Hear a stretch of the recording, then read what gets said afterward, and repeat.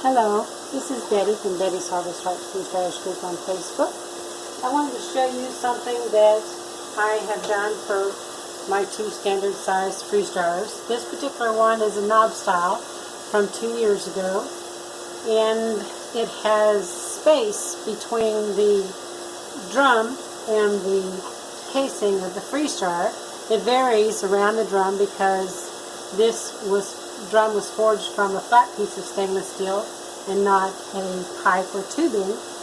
The opening, on the other hand, is circular, so you're going to have a difference in spacing.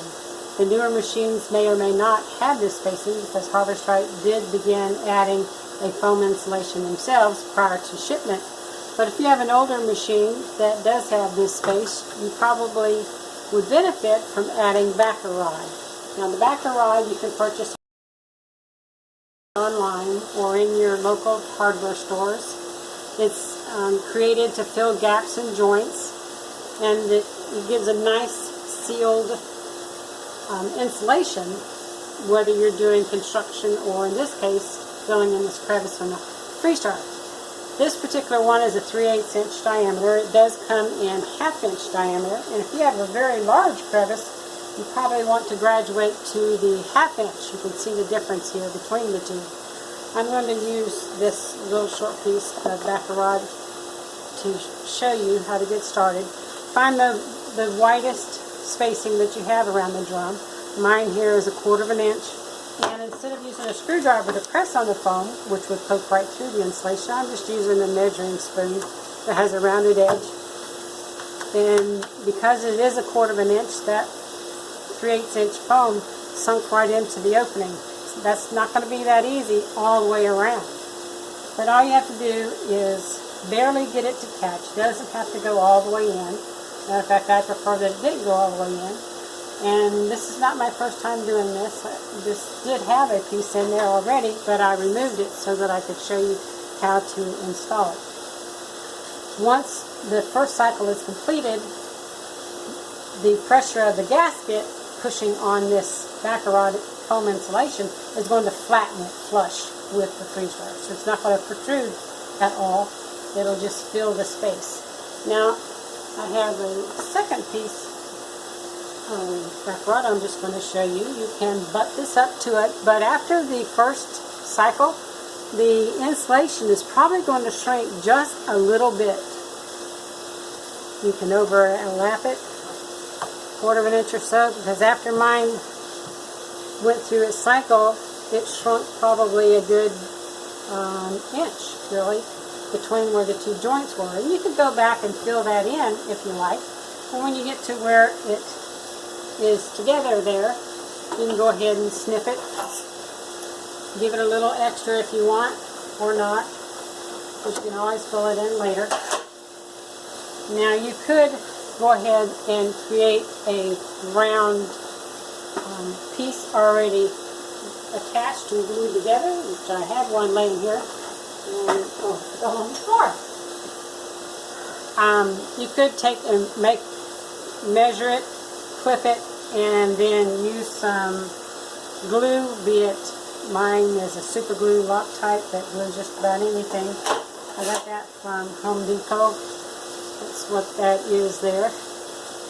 And then once you glue it, because it doesn't glue instantly, I just stick a needle or a safety pin in this case to make a circle and let it dry. Then you could take and put that around your drum. Not exactly sure, if you don't press it in periodically, if it wouldn't just flatten and lay mostly on the exterior of the drum. I haven't tried that yet. So what I'm going to do is just go ahead and finish putting that in there on the edge. You can go around if you want in between, maybe every couple inches or so. Make sure that it's stuck inside that crevice just a little bit. It does not have to be all the way. You'll find that that does not matter. It will still give you a nice, flat, flush finish. Because you see how this is flat on that side? This is the side that was facing out. The rounded part is what was pushed into the crevice. So that way it will prevent ice from being made inside that crevice and potentially preventing you from getting a vacuum seal. You'll get that error message, all because there's some ice between the black gasket and the freeze dryer.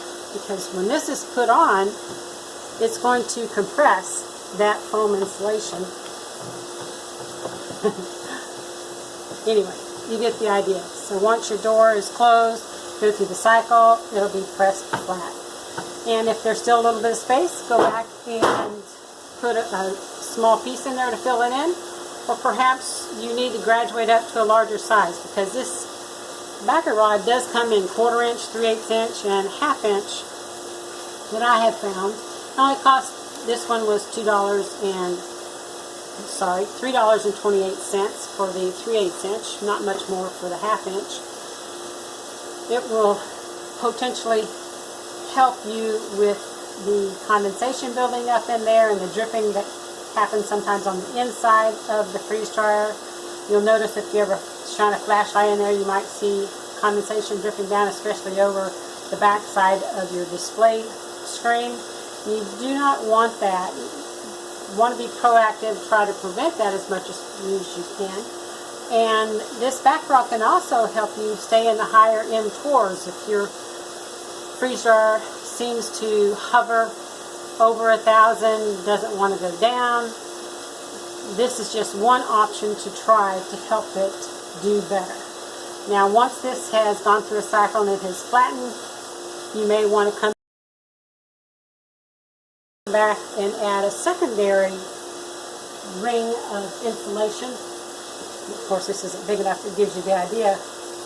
Once that's flat, you put another one around there, and then when your black gasket goes on, it may help prevent the condensation that occurs all around the black gasket and dripping down the front of your machine, not to mention dripping on the back side.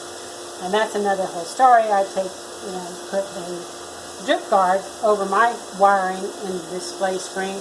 I just used a piece of scrap mylar bag and crimped it with a flat hair iron, taped it on the back side at an angle above the display board on the inside. Other people have done other things. You can buy angled